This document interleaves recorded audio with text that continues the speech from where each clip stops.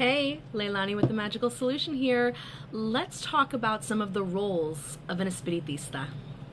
There's only a few simple requirements to call yourself a Spiritist or an Espiritista, and that is that you believe in God and God is good, you believe in spirits and that you can communicate with spirits and that spirits can help you and give you messages for your development, and that you adhere to the law of progress, which is the development of your mental, emotional, spiritual, and intellectual evolution.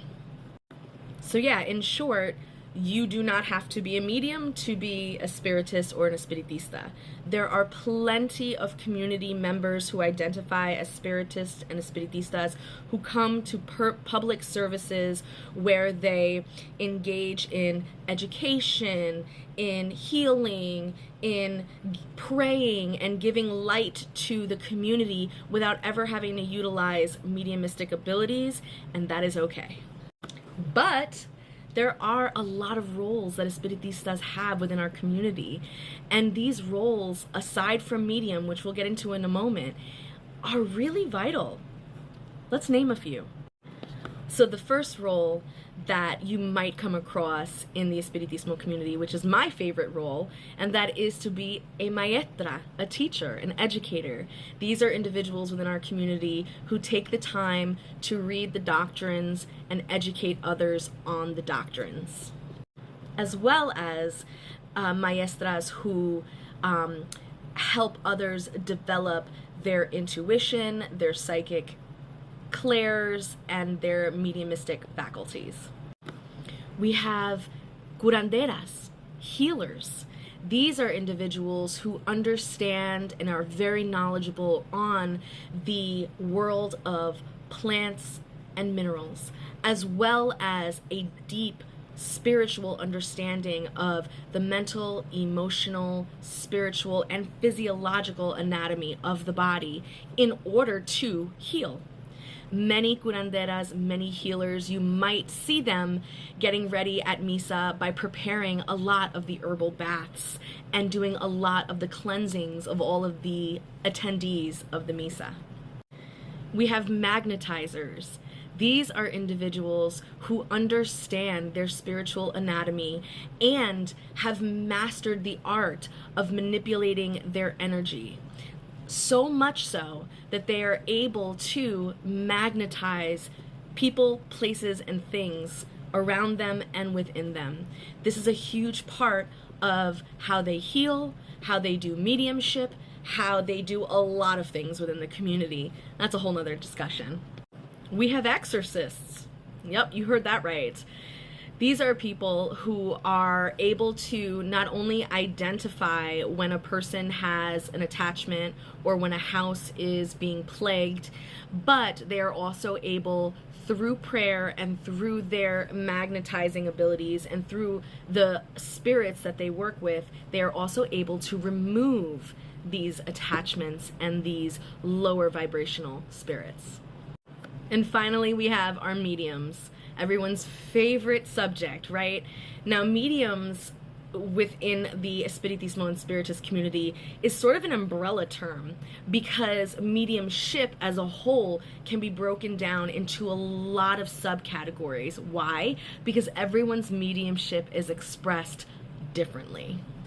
So we have mediums, for example, who would be, in today's terms, considered kind of like mentalists. So these are individuals who understand how to read the energy of the person that they are reading and are able to essentially read their mind. We have the mediumship that kind of looks like what would you call today as psychic intuitives or psychic channels, I think are better words for them. But essentially, these are mediums who are really good at 1 to 3 psychic clairs that they have mastered and are able to communicate with spirit using a spiritual language, symbols, signs, things like that. Sometimes these intuitive psychics or these psychic channels will also use a type of divination or tool to communicate with spirits. And then, of course, we have the medium that passes spirit. In some cultures, we call them the mount or the horse or the muertero.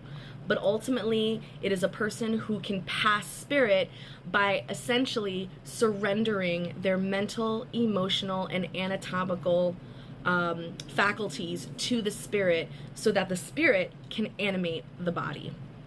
The spirit will come through, use the person's voice, use the person's hands and feet to relay messages, give healing, and offer blessings. Now that I've given you just a few of the roles that we Spiritist Espiritistas have within our community, let's get real. The biggest question that I see getting tossed around this app, and also the biggest question that I get in my emails and DMs, is, can I develop my mediumship? Or do I have to be born a medium? Within the context of Spiritism and Espiritismo, and abiding by the law of progression, the answer would be yes. The answer is that we are all at different stages of our spiritual development. And in those different stages of our spiritual development, it's kind of like an onion, peeling out, or a flower unfolding. Within each stage of your progression, you will be, by natural consequence of how the spiritual anatomy works, you will be given certain gifts, or better yet, certain gifts unfold and reveal themselves to you as you move through your progression. Okay? Now, the whole purpose of being a medium and developing your mediumship is so that it can happen side by side with your moral, intellectual, emotional development. This is the purpose of our misas. This is the purpose of our gatherings, is to give each other light, to give each other affirmations, to push each other forward, to help each other through problems. We do this so that these prescriptions can be worked out in the day-to-day life, and as they are worked out, their mediumship and spiritual development begins to unfold for them. So to answer that question, the answer is both. You are both born at a stage of development that will automatically come with certain unfoldments, and you are also developing your mediumistic abilities as you go forward. Sometimes people are born with certain quote-unquote gifts or certain unfoldments of their, development, right? That may seem much more advanced than the next person, and that is okay, but that does not mean that there still isn't work to be done. After all, with more power comes more responsibility. Hopefully I answered your question and gave you a little taste of the different roles that we play as Espiritistas.